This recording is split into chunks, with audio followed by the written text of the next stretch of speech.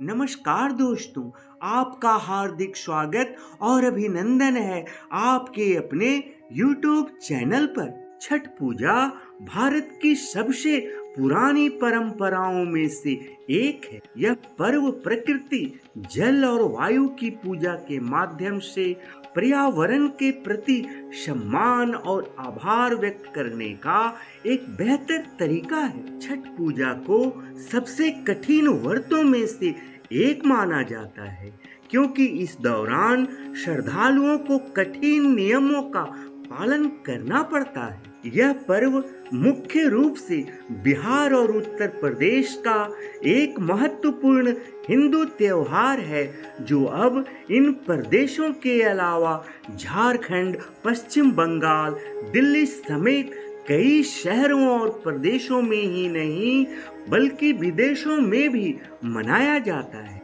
शुद्धता और पवित्रता के साथ मनाया जाने वाला छठ पर्व 4 दिनों तक चलता है। यह साल में 2 बार चैत्र और कार्तिक मास के शुक्ल पक्ष षष्ठी को मनाया जाता है। चैती और कार्तिक छठ पर्व की शुरुआत शुक्ल पक्ष की चतुर्थी तिथि से होती है और समापन सप्तमी तिथि पर होती है, यानी 4 दिनों तक बेहद कठिन नियम, संयम और तपस्या के साथ इस महापर्व को किया जाता है। अब आइए जानते हैं कि आखिर छठी मैया कौन है।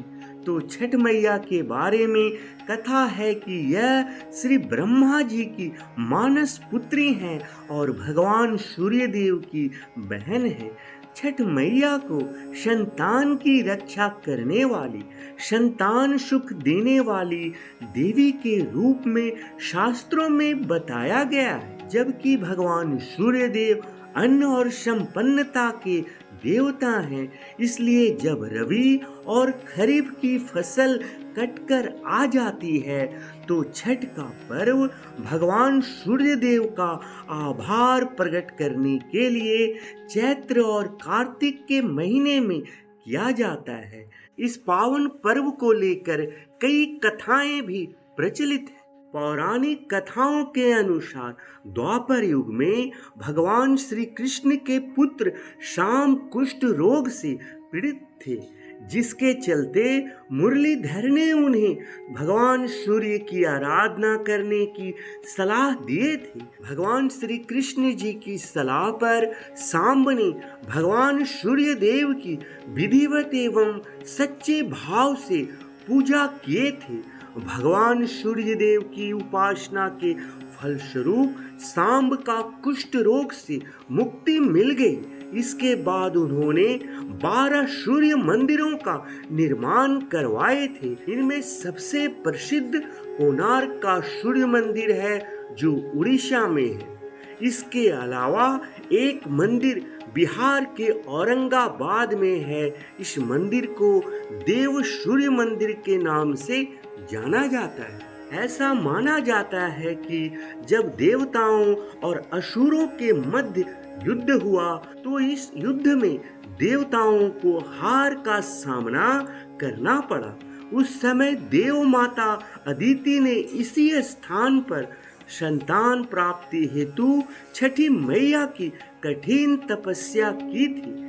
इस तपस्या से प्रसन्न होकर छठी मैया ने अदिति को तेजस्वी पुत्र प्राप्ति का वरदान दिया था। कालांतर में छठी मैया के आशीर्वाद से आदित्य भगवान का अवतार हुआ।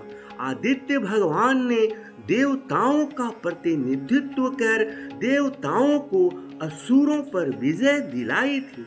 तभी से पुत्र प्राप्ति, संतान एवं परिवार की सुरक्षा हेतु छठ पूजा की जाती है, जिसके शुभ फल से सभी मनोकामनाओं की पूर्ति होती है और जीवन सुखमय रहता है। पुराणों के मुताबिक एक राजा थे जिनका नाम प्रियव्रत था। राजा प्रियव्रत को कोई संतान नहीं थी। महर्षि कश्यप जी ने पुत्र प्राप्ति के लिए यज्ञ कराई और यज्ञ आहुति के लिए बनाई खीर प्रियव्रत की पत्नी मालिनी को दी थी। बाद में मालिनी को पुत्र हुआ, लेकिन वह मृत पैदा हुआ। प्रियव्रत बहुत दुखी हो गए। वह पुत्र को लेकर शमशान गए और पुत्र वियोग में अपना प्राण त्यागने की कोशिश की। उसी समय भगवान ब्रह्मा जी की मानस पुत्री प्रकट हुई। राजा ने पूछा, आप कौन हैं? उन्होंने कहा, सृष्टि की मूल प्रवृत्ति के छठे अंश से उत्पन्न होने के कारण मैं षष्ठी हूँ। राजन, तुम मेरी पूजा करो और इसके लिए दूसरों को भी प्रेरित करो, तो तुम्हें इस दुख से मुक्ति मिल जाएगी। इसके बाद राजा ने पुत्र इच्छा से देवी षष्ठी का व्रत किया और उन्हें पुत्र रत्न की प्राप्ति हुई और तभी से षष्ठी यानी छठी मैया की पूजा होती चली आ रही है और निसंतान लोग संतान प्राप्ति की इच्छा से भी छठी मैया का व्रत कर रहे हैं। एक अन्य मान्यता के अनुसार छठ पर्व की शुरुआत महाभारत काल में हुई थी।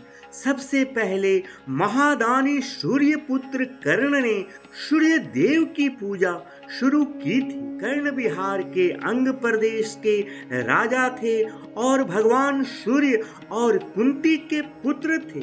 सूर्य देव से ही कर्ण को दिव्य कवच और कुंडल प्राप्त हुए थे, जो हर समय कर्ण की रक्षा करते थे। कर्ण भगवान भास्कर के परम भक्त थे और वह प्रतिदिन घंटों कमर तक पानी में खड़े होकर सूर्य को अर्घ्य देते थे। सूर्य की कृपा से ही वह महान योद्धा बने। आज भी छठ में अर्घ्य दान की यही परंपरा प्रचलित है। वहीं पौराणिक कथा के अनुसार माता सीता जी को सबसे पहले छठ व्रती के रूप में माना जाता है। कथा के अनुसार महर्षि मृदुल ने माता सीता को छठ व्रत करने को कहा था। आनंद रामायण के अनुसार जब भगवान श्री राम ने रावण का वध किए थे, तब राम जी पर ब्रह्म हत्या का पाप लगा था। इस हत्या से मुक्ति पाने के लिए कुल गुरु मुनि वशिष्ठ ने महर्षि मृदुल के साथ भगवान राम और माता सीता के पास भेजा था। भगवान श्री राम ने कष्टहरणी घाट पर यज्ञ करवाकर ब्रह्म हत्या के पाप से मुक्ति दिलाई थी। वहीं माता सीता को आश्रम में ही रहकर कार्तिक मास की षष्ठी तिथि को व्रत करने का आदेश दिया गया था। मान्यता है कि आज भी बिहार के मुंगेर मंदिर में माता देवी सीता के पैर के निशान मौजूद हैं। छठ पर्व को लेकर एक और कथा प्रचलित है। महाभारत काल में जब पांडव अपना सारा राजपाट हार गए थे, तब भगवान श्री कृष्ण ने द्रौपदी को छठ व्रत करने को कहा था। द्रौपदी ने छठ का व्रत किया और उनकी मनोकामना पूरी हुई और पांडवों को अपना राजपाट वापस मिल गया था। दोस्तों, छठ मैया की महिमा अपार है।